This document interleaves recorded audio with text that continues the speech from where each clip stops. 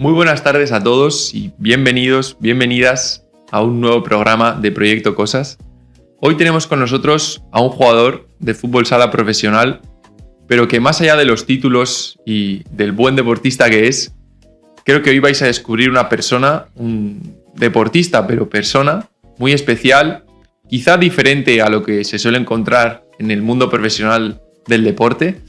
Y lo único que me queda es darle la bienvenida a Lucao. Muy buenas. Hola Xavi, muy buenas. Es un placer estar aquí en tu nuevo proyecto y aquí en FUB. Es un placer. Pues la verdad, esto quizá la audiencia no lo sabe, pero nosotros nos conocimos en Cartagena, coincidimos allí y nos llamó la atención, creo, nos resultó curioso una afición similar que puede ser la lectura. Entonces, me gustaría empezar un poco por ahí. ¿Cómo es tu, afición por la lectura? ¿En qué momento nace? Actualmente, ¿cómo la estás llevando? Porque creo que hay un nuevo proyecto por ahí también que no te deja leer mucho. Cuéntame. Bueno, yo con la lectura, primeramente en la escuela, nada. Como colegio, era ese que, tenía exámenes y el último día cogía el resumen, hacía y, eso. Quería jugar, quería salir, quería jugar, estudiar. Un poco menos, no se me salía mal, pero no leía mucho. Así que cuando salí de Brasil, jugué en Corinthians en Brasil y un año de profesional en Brasil solamente, y de ahí salí. Fui a Croacia, un país completamente diferente, que estaba ahí completamente solo. Tenía un otro brasileño, pero tenía su familia, entonces es muy diferente, ¿no? Los solteros de los que están con la familia, como viven en dos mundos completamente diferentes.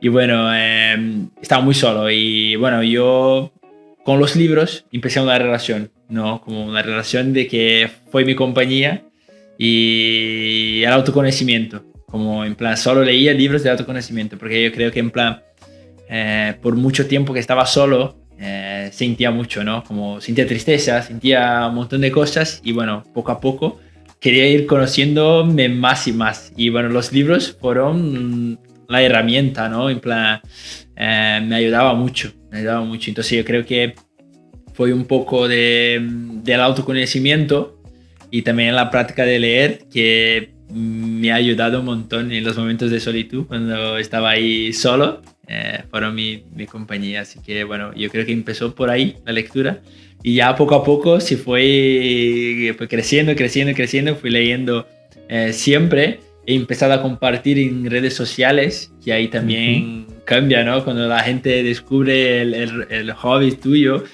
Yo no tengo pinta de lector, la gente siempre dice, en plan, no tiene pinta de lector, pero empiezan a seguirme, empiezan a ver también que tengo ese hobby. En plan, ahora la gente, hasta los compañeros de equipo, no está en el móvil, no está leyendo, ¿sabes? Como en plan, vamos, entonces ellos ayúdenme a seguir con el hobby, así que...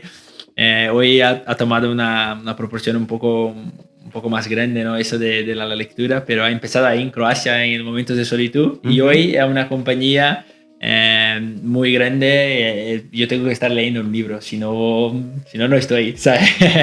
Si no estoy. Estoy siempre leyendo algo y antes de dormir por lo menos, siempre, porque durante el día no sabemos, ¿no? Lo que puede pasar, pero tengo ahí por las noches siempre voy a estar leyendo seguro. ¿Cuál fue el primer libro que cogiste en sí? O sea, ¿qué sentías? ¿Qué fue me has dicho que en esos momentos de soledad en los que te sentías de diferente forma, ¿no? Pues que un poco más triste, un poco más alegre, para tratar de entender esas emociones, ¿cuál fue el primer libro al que acudiste y cómo te sentías en ese momento para haber cogido ese libro? Te decir que mi primer libro que me acuerdo de leer de autoconocimiento cuando fui a Croacia fue una amiga mía que me has dado, que era El Propósito, el nombre de un monje. Okay. No me acuerdo no me acuerdo ahora el nombre, pero El Propósito, el nombre del libro, y ahí fue un poco que me gusta eso de leer, me gusta un poco de pensar sobre lo que hago, con qué propósito y todo eso. Entonces fue ahí como un autodescubrimiento, fue el primer libro, y decía a mi amiga que yo vivía el propósito sin saberlo, ¿sabes? En plan, por hacer lo que me gusta, por vivir de fútbol sala, por vivir del deporte. Yo creo que la gente que no es deportista tiene la imagen, ¿no? Esa de que vivimos la mejor vida posible, porque jugamos, porque hacemos deporte, esa es la mejor vida de que una persona puede tener, ¿no? Así que bueno, ese fue mi primer libro, fue un regalo que me ha cambiado un poco la vida. La vida, claro. Sí, no, eso 100%. Y quería entrar también en lo que es el proyecto que montaste en su momento cuando nosotros estábamos en Cartagena. Llegaste a montar incluso un club de lectura. A día de hoy lo tienes un poco parado, pero me has comentado que la idea sería volver a retomarlo. ¿Cómo llegas a hacer eso? ¿Cómo lo pones en marcha? ¿Cómo contactas con la gente incluso? Sí, yo, cuando empecé a hablar más de libros, ¿no? En las redes sociales, en plan... Bueno, o sea, empezó todo a raíz de tú compartir quizá una recomendación, o me ha gustado este, me ha gustado el otro. Sí, totalmente. Entonces, bueno, poco a poco fui encontrando otros deportistas que leían, como que no son muchos, la verdad que no son muchos, pero alguien he encontrado. Y bueno, he decidido, ¿no? Como en plan hacer un club de lectura para los atletas profesionales. Hice en portugués en Brasil porque, bueno, era un poco más fácil en ese momento. Y bueno, encontraron mucha gente, teníamos un grupo de 15 personas y bueno, tenía entrenadores, tenía analista de desempeño, tenía fisioterapeuta y bueno, la gran parte era deportista. Pero cogíamos libros en plan autoconocimiento o performance o biografías y discutíamos, ¿no? Como en plan... cada uno ahí tenía sus anotaciones y bueno, y comparaba, ¿no? Con su propia vida, con el deporte y bueno, estábamos ahí un rato, como era siempre 1 hora y media, pero estaba tarde pero la gente quería estar, sabe, más tiempo. Así que ha sido muy bueno. He parado un poco, me he distanciado un poco de las redes sociales por un tiempo, pero estoy volviendo y seguramente tendrá el club de lectura de la Teta, a ver si hago en español también. Estaría bien, yo ahí me apunto seguro. Yo sé. ¿Qué lo hacéis? ¿Por videollamada? Videollamada. Sí. Okay. Porque como cada uno está en un sitio, ¿no? Cada uno está en Italia, Brasil, tal. Entonces, así que bueno, ahí es la forma de juntar la gente. Y además es una forma bastante interesante de que evidentemente encuentras como un hobby común, ¿no? Que en este caso es la lectura, pero todo parte que quizás cuando estáis en el extranjero, sobre todo cuando cruzáis el charco, ¿no? De Brasil, Croacia, Italia, tal... al final, lo que has comentado, el tema de la soledad, quizás es una forma también de compartir una afición conjunta con más gente que está en una situación similar o igual a la tuya, ¿no? No, totalmente.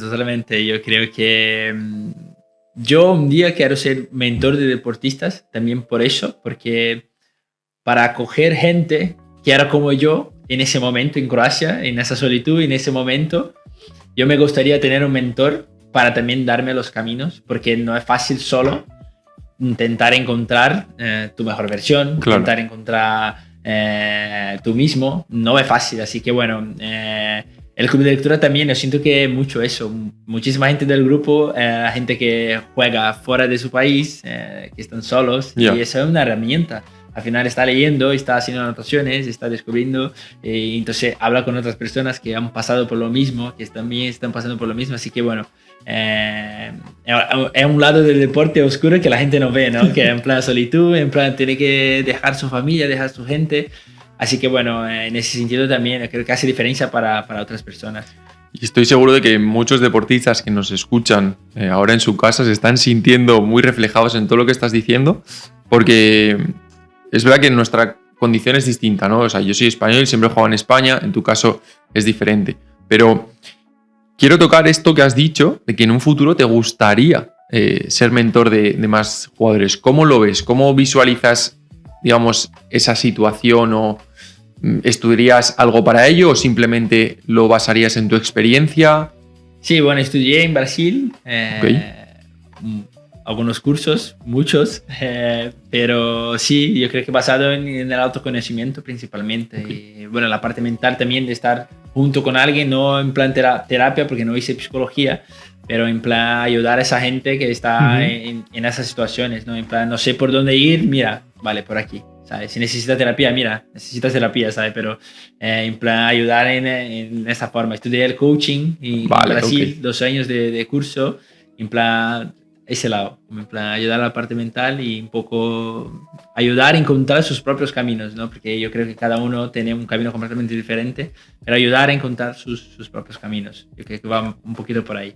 O sea, ya tienes como en mente más o menos lo que vas a acabar haciendo una vez termines de jugar. Sí. Una vez termine de jugar, a ver cuánto tiempo duro. Claro.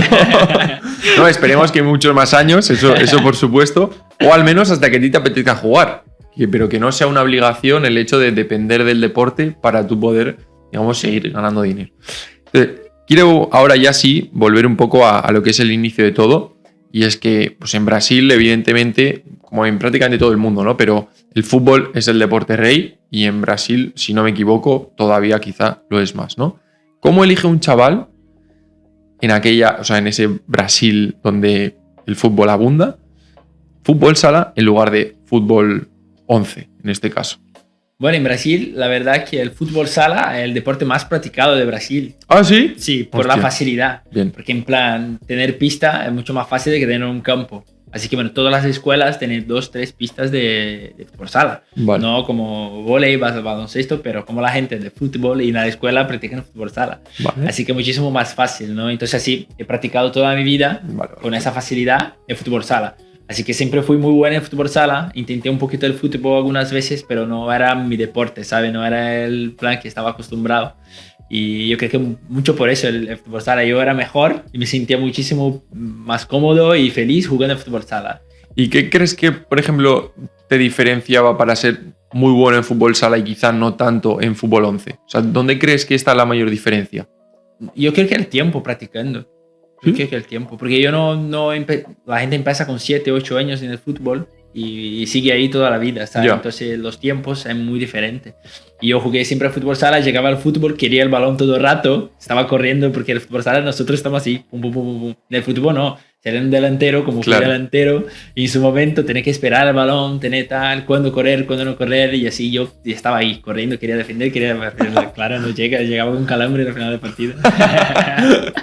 Vale, o sea, digamos que probaste también el fútbol 11, pero te cantaste al final por el fútbol sala. ¿Cuántos años estás allí hasta que terminas saliendo a Croacia? Yo con 20, 21 me fui. Yo jugué el primer año de profesional, jugué 3 años en Corinthians sub-20 Ok. y luego un año en profesional de Corinthians y me fui a Croacia. Vale. Y por lo que hemos hablado antes de empezar a grabar, ¿no?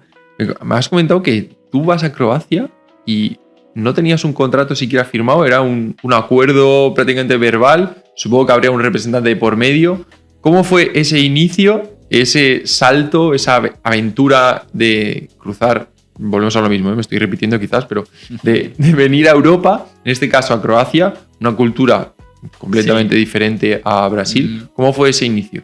Bueno, yo salí de Corinthians, que es el equipo, es como en el fútbol sala hoy tenemos el Barça, que es el equipo de fútbol, y en Brasil es lo mismo con Corinthians. Corinthians es muy grande, y entonces salí de 4 años de Corinthians, un deporte, un equipo que te daba todo, ¿no? Yo llegaba en Corinthians, desayunaba, entrenaba, comía y tenía un sitio para tener la siesta, salía de la siesta, cenaba, iba a la universidad que me daban también a la Universidad de Corinthians, así que tenía toda la vida estructurada. Y fui a Croacia, un país donde el deporte no es nada profesional. Tomé una decisión un poco loca, un camino que no es el camino común de un jugador de fútbol sala. Muy por experiencia. Yo llegué a un momento que quería salir, quería experimentar otra cosa. Y bueno, fue ahí y era así, a boca, en plan, bueno, te doy eso, ¿vale? Llegué ahí, un deporte, ahí en mi equipo teníamos 5 profesionales y el resto trabajaba. Así que entrenábamos por la noche porque la gente tenía que trabajar durante todo el día y entrenaba por la noche. Entonces fue muy diferente, una experiencia muy diferente, pero ha hecho el jugador que soy hoy. Porque ahí tuve que hacer todo yo. Así que la autonomía al 1000%, como en plan los partidos. Bueno, el brasileño resuelve los partidos. Así ¿Sí? que bueno, tuve que mejorar en todos los sentidos porque el balón para mí yo tenía que solventar todos los partidos.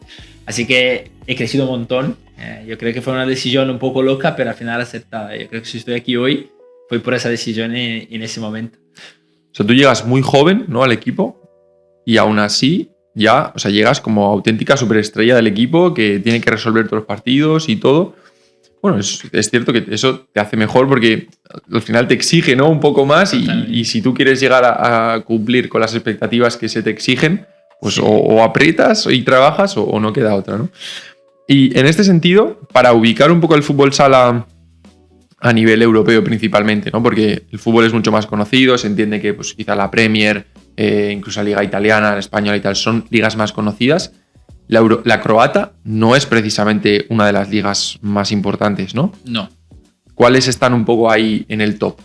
Bueno, para que la gente España la mejor. Uh-huh. Luego está Brasil, que la gente ahí también cree que es la mejor liga, así que Portugal crece mucho, tiene Sporting, Benfica, que son equipos muy grandes, y luego la liga también va poco a poco creciendo. Rusia, bueno, Kazajstán también tiene, entonces tiene otros países un poco alternativos que en fútbol no es tan grande, pero en fútbol sala sí, más o menos por ahí. Vale, o sea, digamos que llegas a Croacia de medio rebote, pero enseguida acabas en España, ¿no? Bueno, y yo, mira, llego en Croacia y en el primer amistoso en Bosnia rompo un hueso de la pierna, con un amistoso en Bosnia, con los bosnios muy fuertes. Llegué ahí y digo, yo tengo un 1.86.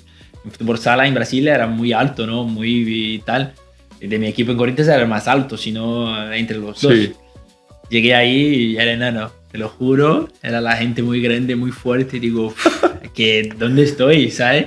Y en el primer amistoso me rompen un hueso de la pierna. Estoy 3 meses, imagínate, con 7 días en Croacia.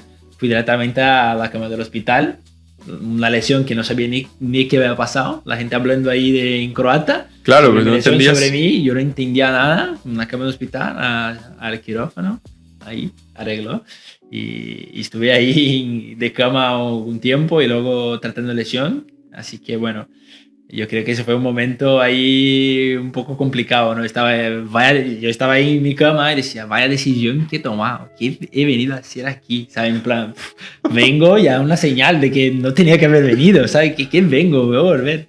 Pero bueno, he quedado y ha salido bien. O sea, y justo cogiendo esto que me acabas de decir, ¿no? Pero ¿qué te hace mantenerte ahí cuando realmente el primer pensamiento es ¿qué estoy haciendo aquí? Me piro a mi casa de nuevo. Ya, yo no sabía mucho qué hacer. Mi madre, ¿no? Decía, venga a casa y ya está. Claro. Pero bueno, yo no sé, sentía que tenía que quedarme ahí. Como en plan, yo sabía que no fui por nada, sabía que tenía algo y tal. Y salió bien, estuve 3 meses, volví con 2 y hemos sido campeón de Croacia, con un equipo que nunca había sido campeón. Entonces fue la primera vez y hemos sido 2 veces campeón. Así que bueno, al final salió todo muy bien. Todo muy bien. Y luego vine a España por haber sido campeón ahí, he jugado Champions, he jugado contra Sporting, he jugado contra los equipos de Rusia, que son equipos muy fuertes. Así que pude hacer ahí unos vídeos buenos y Duda de Cartagena me ha traído a España.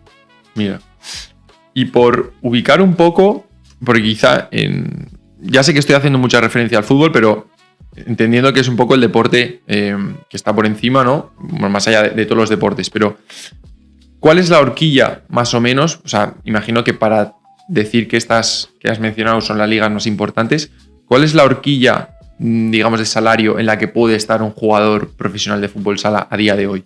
¿A día de hoy? Sí. Bueno... Más que nada para que la gente se haga una idea, sí. que no son, por ser profesionales, quizá no son multimillonarios como son los futbolistas, pero que bueno, es un buen sueldo. Sí, buen sueldo, la gente vive bien el fútbol sala hoy en día. Depende del equipo, claro, pero hay equipos que, por ejemplo, en España te pagan 12, 13, 14 mil euros al mes. Okay. En Rusia te pueden doblar, ¿sabes? En Rusia te pagan... Claro, porque como hace mucho frío. Claro. Nadie quiere ir a Rusia. No me pagas o no voy. La gente, bueno, vale, entonces págame. Así que bueno, Rusia también paga ese dinero, pero también hay mucha gente en primera división de España que gana el salario mínimo. Así que bueno, es una horquilla bastante grande. Sí.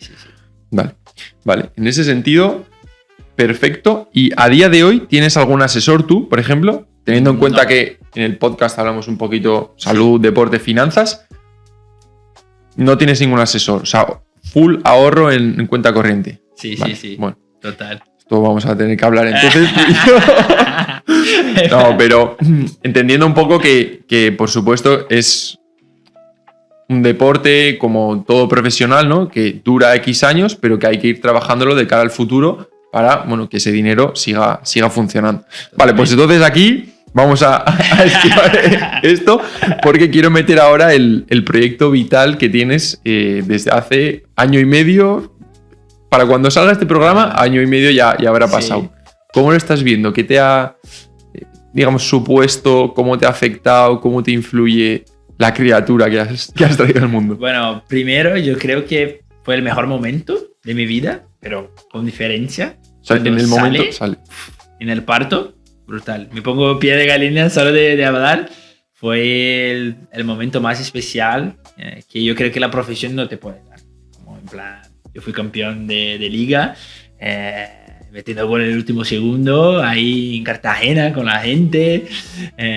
Fui campeón de Copa América con Brasil hace poco, pero ese momento con mi mujer, saliendo ahí la criatura, ha sido, pero con diferencia, el momento más especial de mi vida. Y luego te cambia la vida, ¿no? Totalmente, como estaba comentando un poco antes contigo, esa temporada hemos viajado un montón porque teníamos Champions League, teníamos que jugar los partidos de liga regular entre semana para poder viajar por Champions, teníamos Intercontinental, estamos concentrando muchos partidos en casa también porque eran importantes, teníamos que estar concentrados. Así que sentía que estaba perdiendo un montón porque la niña va creciendo muy rápido. Y te cambia mucho, te cambia la vida porque, bueno, por ejemplo, la lectura, antes leía mucho más, pero bueno, por la tarde quiero estar con la niña, ¿sabes? Como en plan, el tiempo que voy a estar leyendo tal vez no es un tiempo que tengo con la niña. Así que es un momento muy especial, es muy, muy especial, era un sueño ser padre y la verdad que cambia mucho.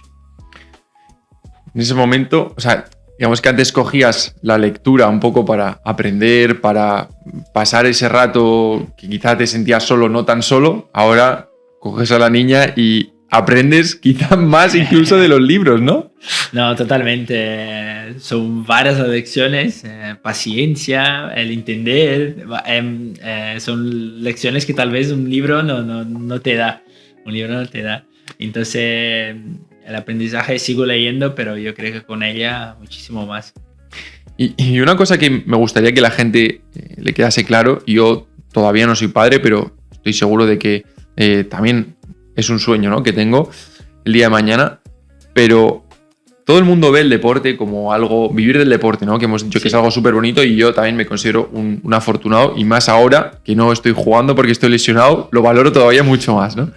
Pero el hecho de poder vivir del deporte, de tener el tiempo, de poder viajar, de todo y de tener que dejar a tu familia en casa, yo creo que la gente no es consciente de eso. Y venías hablándolo, ¿no?, del tema de todos los viajes y tal, como que ahora que tienes una niña te cuesta salir de casa. O sea, que es una cosa que, de verdad, la gente que nos escucha no es consciente y a ti solo te ven de corto y vestido en la cancha y te pueden decir de todo en la grada, pero lo curioso es que cuando tú terminas el partido eres padre y eso me parece una cosa increíble y de hecho, si me permites, me va a alargar un poco, pero yo una de las lecciones más chulas que me he llevado del deporte, en el sentido de que no todo es ganar o perder, es cuando hace ya unos años coincidí con un compañero que sí que tenía 2 hijos, ¿no? Y el primer partido de casa de la temporada lo perdimos y fue como un palo porque no deberíamos haber perdido ese partido. A nivel de expectativas tendríamos que haber ganado ese partido. Y entramos al vestuario y tal y pues como caras largas, todo el mundo triste y eso. Y de repente entró él con los 2 niños y todos nos chocaron la mano, los niños súper sonrientes, claro, ellos no entendían de ganar y perder todavía. Y fue como en ese momento una euforia, un decir en el vestuario, ojo, mira, y a todos se nos había olvidado que habíamos perdido el partido. O sea, que en ese sentido, y no eran míos los niños. O sea, me puedo imaginar realmente cómo puede ser. No, totalmente. Me vas diciendo, me pone la piel de gallina porque la verdad que cambia mucho y en ese sentido más. Porque al final somos profesionales, pero somos personas, ¿no? Y esos momentos son muy duros, pero llego en casa y está la niña, ¿sabes? Entonces tengo que dar una atención. No sabes si hemos perdido, si hemos ganado, si, como he dicho, la expectativa era que tenemos que ganar, hemos perdido. Entonces, claro, tengo que dar atención, tengo que entretenerla, tengo que estar con ella, tengo que tal. Entonces me hace olvidar un poco eso. Claro. Bueno, hemos perdido un partido importante, vale, pero eres padre, eres marido, tienes que estar ahí también, ¿sabes? Porque y al empezar con mi mujer pasaba mucho. Perdíamos partidos, me decía que quedaba como un fantasma, ¿no? Quedaba ahí, mi cabeza, ¿sabes? Tal, no hablaba, estaba ahí, tal. Y ahora, no, eso no va a pasar, porque llego en casa claro, fui mejorando solo con mi mujer primero y ahora con la niña no va a pasar. Claro. Porque yo no voy a estar en otro sitio con mi hija aquí a mi lado, ¿sabes? Entonces yo creo que eso ayuda mucho en esa parte de que, bueno, eso aquí es profesión, eso es casa. Así que, bueno, te ayuda también mucho como deportista, ¿no? Porque muchas veces estamos ahí pensando en cosas que no... Estamos solo perdiendo tiempo con cosas que no va a cambiar. Muchas veces que ni está en sus manos, ¿no? De Claro. cambiar, está ahí removiendo tal. Y con la niña un poco que mucho más fácil. Porque llegas ahí y te da un montón de trabajo, no te da tiempo. Es casi una obligación, ¿no? Tener que olvidarte. Pues por ir cerrando, que ya nos hemos comido prácticamente todo el tiempo, hemos pasado volando, pero ya estamos terminando. Quiero que me dejes un top 3 de libros tuyos, ya sea pues favoritos, que te hayan enseñado más, de los cuales hayas aprendido más. Dame Vale. un top 3 de libros. Top 3 de libros. Bueno, voy de autoconocimiento porque hemos entrado. Yo creo que Hábitos Atómicos ¿Vale? me ha ayudado un montón. Mañanas Milagrosas me ha ayudado un montón, como en plan construir rutina, porque nuestra vida como deportista es muy importante, ¿no? La rutina. Y bueno, con todas las lecciones fue ahí un poco que también ayudando mucho en ese sentido. Bueno, el tercero, vamos a ver. Yo creo que Esencialismo el nombre. Esencialismo, yo creo. Esencialismo. Sí, Vale, este no lo conozco. Esencialismo. Los otros dos me los he leído y Sí. la verdad que me parece un buen top 3. Esencialismo no, pero me lo apunto. Sí. Y lo dejaremos también para la audiencia, que de verdad, yo sé que esta charla tenía que haber pasado hace tiempo, porque yo cuando escuché y cuando te vi en redes sociales compartiendo tema de libros y tal, dije, este tío tiene una conversación muy interesante, tendré que hacer un podcast algún día. Hoy, por fin ha llegado el día. Nos hemos tenido que mudar los dos Totalmente. a Mallorca, pero ha pasado. Así que nada, con esto lo tenemos que dejar por aquí. Un placer enorme haberte conocido, haber profundizado en tu historia. Y a todos vosotros que nos estáis escuchando en casa, nos vemos el próximo lunes aquí en FIBO y Televisión. Un abrazo y muchísimas gracias.